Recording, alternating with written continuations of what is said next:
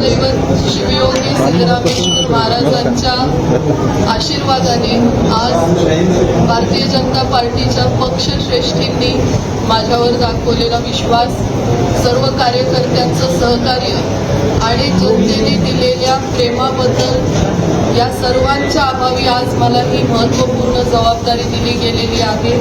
हा माझ्यासाठी सन्मान नसून सोलापूरसाठी मी प्रामाणिकपणे प्रगतीसाठी वाटचाल करण्याची जबाबदारी मी घेतलेली आहे। ती पूर्णतः निष्ठेने आणि प्रामाणिकपणे नक्की पार पाडेल।